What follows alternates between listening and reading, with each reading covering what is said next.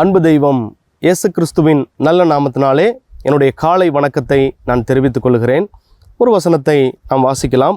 வெளிப்படுத்தின விசேஷம் 21ஆம் அதிகாரம் 4ஆம் வசனம். அவர்களுடைய கண்ணீர் யாவையும் தேவன் துடைப்பார். இனி மரணமும் இல்லை, துக்கமும் இல்லை, அலறுதலும் இல்லை, வருத்தமும் இல்லை, முந்தினவைகள் ஒளிந்து போயின என்று விளம்பினது. இந்த பரலோகத்தின் காட்சியை அன்பின் சீசனாகிய யோவான் காண்கிறார். அங்கே பரலோகத்திலே என்னவெல்லாம் இல்லை என்று சொல்லி இப்பொழுது ஒரு 4 காரியங்களை நாம் வாசித்தோம். பொதுவாகவே நாம் இந்த உலகத்திலே பலவிதமான உபத்திரவங்களின் வழியாக, துன்ப துயரத்தின் வழியாக நாம் செல்லக்கூடியவர்களாக நாம் காணப்படுகிறோம். மனதளவிலும் சரீரத்திலும் பல்வேறு விதமான தவிப்புகள், ஏக்கங்கள், பிரச்சனைகள் நமக்கு இருக்கிறது.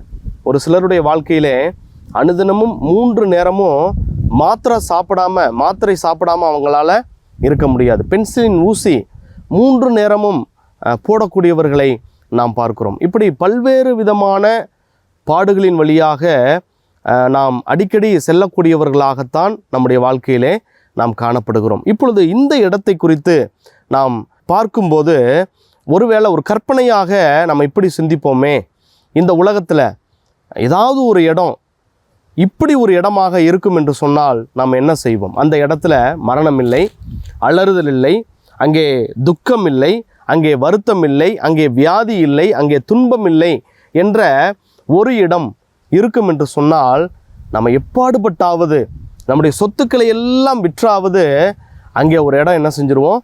நம்ம வாங்கிடுவோம். எப்படியாவது அங்கே குடியிருக்கும்படியான ஒரு பெரும் முயற்சியை நாம் எடுக்கக்கூடியவர்களாக நாம் காணப்படுவோம். ஆனால் இங்கே பரலோகம் இப்படிப்பட்ட ஒரு இடமாக இருக்கிறது. இந்த உலகத்தில் நீங்கள் எவ்வளவுதான் தேடினாலும் இப்படி ஒரு இடத்தை, மரணம் இல்லாத, துயரம் இல்லாத, வியாதி இல்லாத, வருத்தம் இல்லாத ஒரு இடத்தையும் இந்த உலகத்திலே நாம் பார்க்க முடியாது. ஆனால் பரலோகம் அது மகிழ்ச்சி நிறைந்த ஒரு இடமாக, அது ஆனந்தம் நிறைந்த ஒரு இடமாக, அங்கே மகிழ்ச்சி மட்டுமே இருக்கக்கூடிய ஒரு ஸ்தலமாக இந்த பரலோகம் காணப்படுகிறது. அப்படியானால் இங்கே செல்வதற்கான வாஞ்சை எத்தனை பேருக்கு இருக்கு?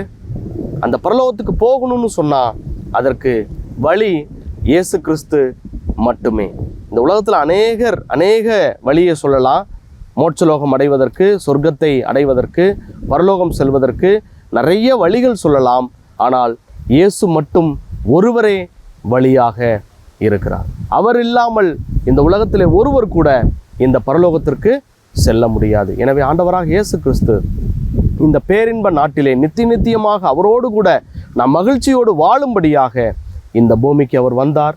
நம்முடைய பாவத்தின் தண்டனையை அவர் தன் மீது ஏற்றவராக சிலுவையிலே உயிரை கொடுத்து 3ஆம் நாளிலே உயிர்த்தெழுந்து அவர் ஜீவிக்கிறார். எனவே அவரை யாரெல்லாம் விசுவாசிக்கிறார்களோ, அவரை யாரெல்லாம் தன்னுடைய சொந்த இரட்சகராக ஏற்றுக்கொள்ளுகிறார்களோ, யாரெல்லாம் அவருடைய இரத்தத்தினாலே கழுவி சுத்திகரிக்கப்படுகிறார்களோ, அவர்களுடைய மரணத்துக்கு பிறகு அந்த பேரின்ப நாட்டிற்கு, பரலோகத்துக்கு சென்று மரணம் இல்லாத, வருத்தம் இல்லாத, அலறுதல் இல்லாத, துயரம் இல்லாத அந்த நாட்டிலே நித்தியமாக வாழக்கூடியவர்களாக இருக்கிறார்கள்.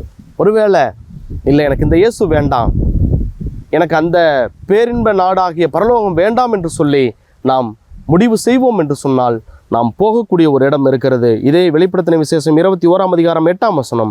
பயப்படுகிறவர்களும், அவிசுவாசிகளும், அருவருப்பானவர்களும், கொலைபாதகரும், விபச்சாரக்காரரும், சூனியக்காரரும், விக்கிரக ஆராதனைக்காரரும், பொய்யர் அனைவரும் 2ஆம் மரணமாகிய அக்கினியும் கந்தகமும் எரிகிற கடலிலே பங்கடைவார்கள். எனவே நம்முடைய ஆண்டவர் நமக்கு முன்பாக 2 இடத்தை வைக்கிறாரு.